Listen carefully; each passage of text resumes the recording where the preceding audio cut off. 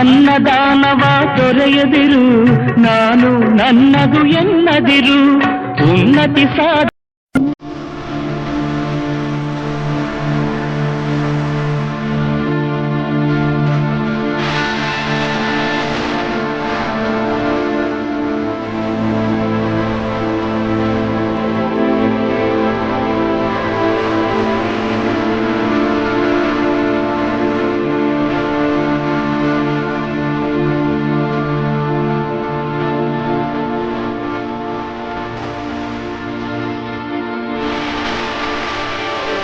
ನಮಸ್ತೆ ಸರ್, ಇದು ಊಟ ಕೊಡ್ತಾ ಇರೋರು ಬಂದು ಬಿ ಗಿರೀಶ್ ಅಂತ.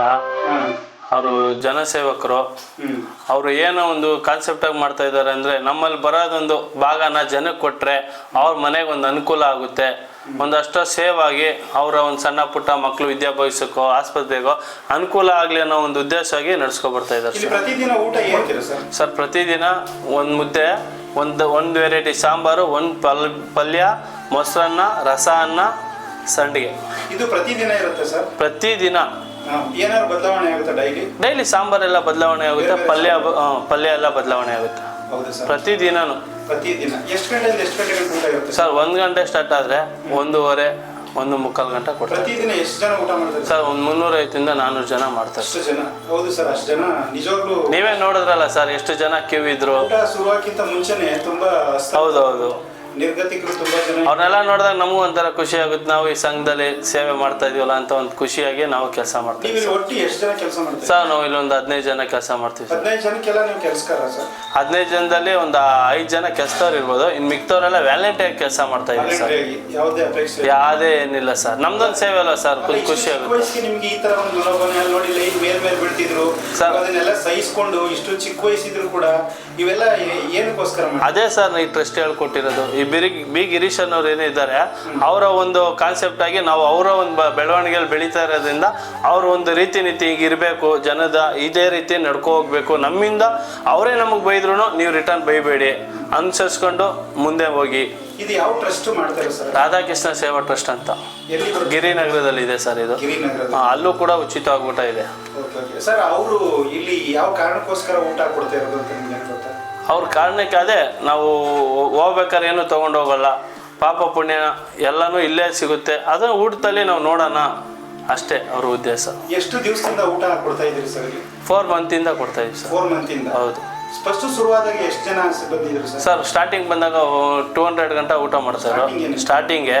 ಹಾಗೆ ಹೋಗ್ತಾ ಹೋಗ್ತಾ ಇವಾಗ 350 400 ಜನ ಊಟ ಮಾಡ್ತಾ ಇದ್ದಾರೆ. ಹೀಗೆ ಶಕ್ತಿ ಕೊಟ್ಟರೆ ಟ್ರಸ್ಟ್ ಇನ್ನೂ ಒಂದು ಹಲವು ಕಡೆ ಮಾಡಬೇಕು ಅನ್ನೋ ಉದ್ದೇಶ ಇದೆ.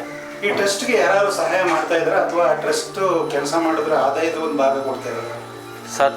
ಟ್ರಸ್ಟ್ಗೆ ಯಾರು ಕೊಡ್ತಾ ಇದ್ದಾರೆ ಅಂತ ಅದು ಇನ್ನೂ ಎಲ್ಲೂ ಇದೇಗಿಲ್ಲ, ಯಾಕಂದ್ರೆ ಏನು ಎಕ್ಸ್ಪೆಕ್ಟೇಷನ್ ಮಾಡ್ತಾ ಇಲ್ಲ ಟ್ರಸ್ಟು. ಎಲ್ಲನೂ ಅವರು ಏನೋ ಒಂದು ದುಡಿಯೋ ಭಾಗದಲ್ಲಿ ಒಂದು ಭಾಗ ಜನಕ್ಕೆ ಅನುಕೂಲ ಆಗಲಿ ಅಂತ ಮಾತ್ರನೇ ಅವ್ರ ಉದ್ದೇಶ ಇರೋದು. ಗಿರೀಶ್ ಅವರು ಸಂಪಾದನೆ ಮಾಡೋ ಒಂದು ಭಾಗದಲ್ಲಿ ಬಡವರು ಅನ್ನೋದಕ್ಕಿಂತ ಹಸಿದವರಿಗೆ ಅನ್ನ ಹೋಗ್ಬೇಕು, ಅವ್ರ ಉದ್ದೇಶ ಅಷ್ಟೇ. ನಾವೇನು ಕೊಡ್ತೀವೋ ಅದು ಒಂದು 50 ರೂಪಾಯಿ ಸೇವ್. ಇವತ್ತು ನೋಡಿದ್ರೆ ಹೋಟ್ಲಿಗೆ ಹೋದ್ರೆ 60-70 ರೂಪಾಯಿ ಒಂದು ಊಟ. ಆ ಊಟ ಇವ್ರಿಗೆ ಉಚಿತ ಸಿಕ್ಕಿದ್ರೆ ಅದೇ 60-70 ರೂಪಾಯಿ ಮನೆಗೆ ಸೇವ್ ಆಗುತ್ತೆ. ರಘು ಅಂತ, ಗಿರೀಶ್ ಅಂತ, ಮತ್ತೆ ಸುದೀಪು, ಸೋಮು, ಹರ್ಷ, ಮತ್ತೆ ಇವರು ಲೋಹಿತು, ಮತ್ತೆ ನಮ್ಮ ಸ್ನೇಹಿತ ಇನ್ನೂ ಒಂದು ಅಷ್ಟು ಜನ ಬಂದಿಲ್ಲ, ಸಾಗರು, ಮೇಘರಾಜು, ಆಮೇಲೆ ರಾಕಿ, ತೇಜಸ್ಸು ಎಲ್ಲ ಇದ್ದಾರೆ ಸರ್. ಅವರೆಲ್ಲ ಬೇರೆ ಏನು ಕೆಲಸ ಮಾಡಲ್ಲ ಸರ್? ಕೆಲಸ ಮಾಡ್ತಾರೆ ಸರ್. ಆ ಏನು ಊಟದ ಟೈಮ್ ಇದೆ ಆ ಊಟದ ಟೈಮ್ನ ಬಂದು ಇಲ್ಲಿ ಸ್ಪೆಂಡ್ ಮಾಡಿ ಇಲ್ಲಿ ಊಟ ಮಾಡ್ಕೊಂಡು ಕೆಲ್ಸಕ್ಕೆ ಹೋಗ್ತಾರೆ ಸರ್. ಅಲ್ಲ, ಈಗಿನ ಕಾಲದಲ್ಲಿ ಮೋಜು ಮಸ್ತಿ ದುಶ್ಚಟಗಳು ಬಲಿಯಾಗಿದ್ರು, ಆದ್ರೆ ಇವರೆಲ್ಲ ಈ ತರ ಒಂದು ಸಮಾಜ ಸೇವೆ ಮಾಡಬೇಕು ಅನ್ನೋದು ಇದಕ್ಕೆ ಇನ್ಸ್ಪೈರ್ ಯಾರು ಸರ್? ಇನ್ಸ್ಪೈರ್ ಬಂದೆ ಬಿ ಗಿರೀಶ್ ಸರ್. ಏನು ಇವತ್ತು ಅವ್ರು ನಡೆಸ್ತಾ ಇದ್ದಾರೆ ದಾರಿಲಿ, ಆ ದಾರಿಲೇ ನಾವು ಹೋಗ್ತಾ ಇರೋ ಸರ್. ಸರಿ, ನಮ್ಗೆ ಏಂತಿ ಖುಷಿ ಆಗುತ್ತೆ ಅಂದ್ರೆ ಅವ್ರು ಬಂದವರು, ಯಾಕೆಂದ್ರೆ ಗಿರೀಶ್ ಅವ್ರು ಬರೋದಿಲ್ಲ ಅಪರೂಪ, ಸರಿನಾ? ಅವ್ರು ಬಂದವ್ರು ನಮ್ಮನ್ನ ಅರಸ್ಬಿಟ್ಟು ಹೋಯ್ತಾರೆ ಸರ್. ಅದಕ್ಕಿಂತ ನಮ್ಮ ಸೌಭಾಗ್ಯ ಏನಿಲ್ಲ ಸರ್. ಅವ್ರು ಊಟ ಮಾಡ್ಬಿಟ್ಟು ಭಗವಂತ ಕೊಟ್ಟಲ್ಲಪ್ಪ ನೀನು ಚೆನ್ನಾಗಿರು ಅಂತಾರಲ್ಲ, ಅದ್ರ ಮುಂದೆ ಏನಿದೆ ಸರ್? ಕೊಡೋರು ಅವ್ರು ಇರ್ಬೋದು, ನಾವು ಇಲ್ಲಿ ಸೇವಕರು, ಬಟ್ ಅವ್ರು ನಮ್ಮನ್ನ ನೋಡಿ ಹೇಳಿದಾಗ ಎಷ್ಟು ಖುಷಿ ಆಗುತ್ತಲ್ವಾ?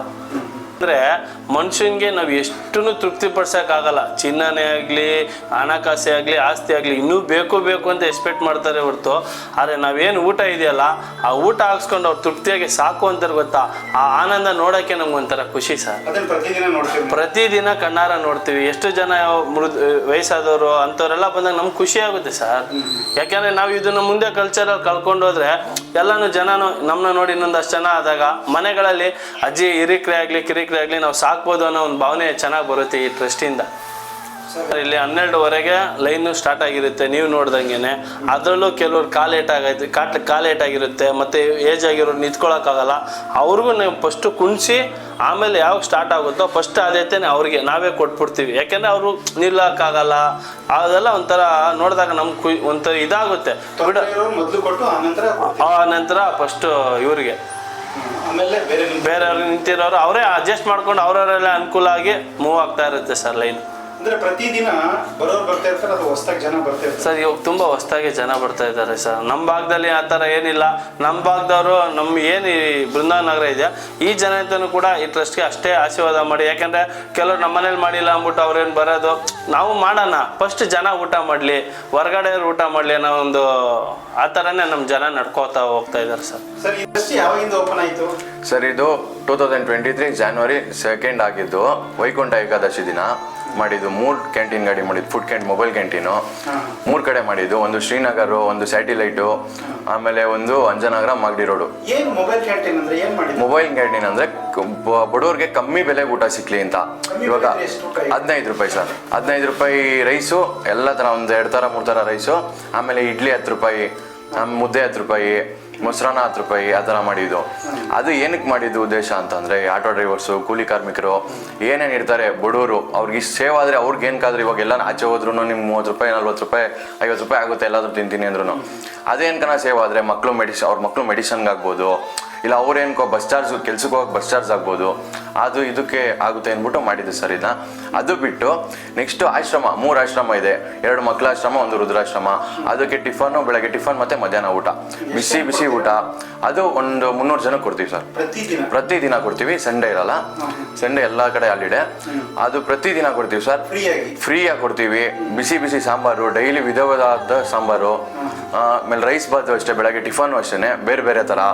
ಅವ್ರು ಕೇಳ್ತಾರೆ ನಮ್ಗೆ ಇಡ್ಲಿ ಕೊಡಿ, ಅವ್ರಿಗೆ ಏನು ಇಷ್ಟ ಆಗುತ್ತೋ. ಹಾಂ, ಸ್ಯಾಟರ್ಡೆ ಮಾತ್ರ ಇಡ್ಲಿ ಚಟ್ನಿ ಸಾಂಬಾರು ಕೊಡ್ತೀವಿ, ಈ ಥರ. ಊಟ ಬೇರೆ ಏನು ಕೆಲಸ ಮಾಡುತ್ತೆ ನಿಮ್ಮ ಟ್ರಸ್ಟ್ ಸರ್? ಅಂದರೆ ನಮ್ಮ ಗಿರೀಶನ ಬಂದು ಅವರು ಇವಾಗ ಬಡ ಮಕ್ಕಳು ಇವಾಗ ಹಾಸ್ಪಿಟಲ್ ಏನಾದರೂ ಆಪ್ರೇಷನ್ಗೆ ಅಡ್ಮಿಟ್ ಮಾಡಿರ್ತಾರೆ.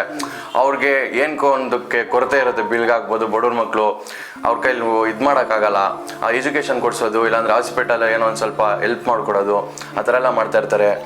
ಎಲ್ಲ ಸೋಷಿಯಲ್ ವರ್ಕ್ ಮಾಡ್ತಾರೆ ಸರ್. ನೀವು ಇಂಥವ್ರ ಹತ್ರ ಕೆಲಸ ಮಾಡ್ತಾ ಇದ್ದೀರಲ್ಲ, ಇಂಥವ್ರ ಹತ್ರದಿಂದ ನೋಡ್ತಾ ಇದ್ದೀರಲ್ಲ, ನಿಮಗೆ ಎಷ್ಟು ತೃಪ್ತಿ ಖುಷಿ ಆಗುತ್ತೆ ಸರ್? ನಾನು ಹೇಳೋದು ಅಂದರೆ ನಮ್ಮ ಯೂತ್ಸ್ಗೆ ಅವ್ರೊಂಥರ ಇನ್ಸ್ಪಿರೇಷನ್ ಸರ್. ನಾವು ಪುನೀತ್ ರಾಜ್ಕುಮಾರ್ ಅವ್ರನ್ನ ದೂರದಿಂದ ನೋಡಿರ್ಬೋದು, ಅವ್ರು ಬಿಟ್ಟು ಅದೇ ಥರ ಒಂದು ವ್ಯಕ್ತಿನ ನಾವು ಹತ್ರದಿಂದ ನೋಡ್ತಾ ಇದ್ದೀವಿ ಅಂದರೆ ಅದು ಇವ್ರನ್ನೇ ಸರ್.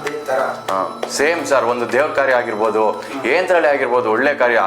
ಇವಾಗ ಯೂತ್ ಸಿಕ್ಬಿಟ್ರೆ ಆ್ಯಡ್ ಮಾಡೋಣ ಅಂತ ಎಷ್ಟೊಂದು ಜನ ಕಾಯ್ತಾ ಇರ್ತಾರೆ, ಅವ್ರ ತಲೆ ತುಂಬ ಏನೋ ಕಾಯ್ತಾ ಇರ್ತಾರೆ. ಆದರೆ ಇವರು ಒಳ್ಳೊಳ್ಳೆ ಕೆಲಸಗಳನ್ನ ಹೇಳ್ಕೊಡ್ತಾರೆ. ಅವ್ರು ಇನ್ಸ್ಪೈರ್ ಆಗಬೇಕು ನಮಗೆ ಸರ್. ಇವಾಗ ದುಡ್ಡಿರೋ ಬೇರೆ ವ್ಯಕ್ತಿನ ನೋಡ್ತೀವಿ, ಒಂಥರ ಅವ್ರಿಗೇನೋ ದುರಂಕಾರ ಆಗಿರ್ಬೋದು, ಏನೋ ಸರ್. ಅವ್ರು ಬಂದರೆ ನಾವು ಕೆಲಸ ಮಾಡೋರ್ಗೂ ಒಂದು ಇದು ಮಾಡ್ಬಿಟ್ಟು ಕೈ ಮುಗ್ಬೋದು, ನಾವು ಬಂದು ಹಿಂಗೆ ಒಂದು ಇದು ಮಾಡ್ತಾರ, ನಮ್ಗೆ ಸಖತ್ ಖುಷಿ ಆಗುತ್ತೆ ಸರ್. ಅದು ಎಲ್ಲರನ್ನೂ ಕೇರ್ ಮಾಡ್ತಾರೆ ಸರ್. ಯಾರನ್ನೂ ಇದ್ರಾಗ ನೋಡೋದು ಏನೂ ಇಲ್ಲ ಸರ್. ಅವ್ರು ಸೀರಿಯಸ್ ಆಗಿ ಅವ್ರು ನೋಡಿದ್ರೆ ಸಿಕ್ಕಾಪಟ್ಟೆ ಖುಷಿ ಆಗುತ್ತೆ ಸರ್.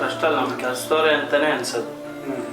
ಅವ್ರು ಇವತ್ತು ಹೇಳ್ತಾರೆ, ನೀವು ಯಾರು ಇಲ್ಲಿ ಕೆಲಸ ಮಾಡೋರಲ್ಲ, ಒಂದು ದೇವ್ರ ಕಂಪ್ನಿಲಿ ಕೆಲಸ ಮಾಡೋರು ನೀವು ಯಾರು ಕೆಲಸಗಾರಲ್ಲ, ಒಂದು ದೇವ್ರ ಕಂಪ್ನಿಲಿ ಕೆಲಸ ಮಾಡ್ತಾ ಇದ್ದೀರಾ ಅಂತ ಸರ್. ತುಂಬಾ ತೃಪ್ತಿ ಇದೆ ಸರ್ ನನಗೆ ಇಲ್ಲಿ. ಇವಾಗ ಈ ಸ್ಯಾಲ್ರಿಗೆ ಆಗಿರ್ಬೋದು, ನನಗೂ ಸ್ಯಾಲ್ರಿ ಮಾಡೋಕ್ಕೂ ನನಗೂ ಏನು ಇಷ್ಟ ಇಲ್ಲ ಅಂದರೆ. ಹಾಂ, ಇವಾಗ ಎಲ್ಲಿ ಎಷ್ಟು ಜನ ಖುಷಿ ಪಡ್ತಾರೆ ಗೊತ್ತಾ ಸರ್? ಒಬ್ರಿಗೆ ನಾವು ಊಟ ಕೊಟ್ಟು ಅಂದರೆ ಅವ್ರು ನಮ್ಮ ಕೈ ಮುಗಿತಾರೆ, ನಿಮ್ಗೆ ಒಳ್ಳೇದಾಗ್ಲಪ್ಪ ಅಂತಾರೆ. ಅವರಿಂದ ನಮಗೆ ಒಂದು ಸರ್, ಎಲ್ಲಾದರೂ ನಾವು ಹೋಗ್ತಾ ಇರ್ಬೇಕಾದ್ರೆ ಯಾರಾದರೂ ಪ್ರಸಾದ ತಂದ್ಕೊಡೋ, ದೇವ್ರ ಪ್ರಸಾದ ತೊಗೊಳಪ್ಪ, ನೀವು ಇಷ್ಟು ಚೆನ್ನಾಗಿ ಅನ್ನದಾನ ಮಾಡ್ತಾ ಇದ್ದೀರಾ, ತೊಗೊಳ್ರಿ, ನಾವು ದೇವಸ್ಥಾನಕ್ಕೆ ಹೋಗಿದೆ ತೊಗೊಳ್ಳಿ, ಹೂವು ತೊಗೊಳ್ಳಿ, ಈ ಥರ ಕೊಡ್ತಾರೆ sir. Talks with you like ಮಾಡಿ, ಶೇರ್ ಮಾಡಿ, ಸಬ್ಸ್ಕ್ರೈಬ್ ಮಾಡಿ. Thank you.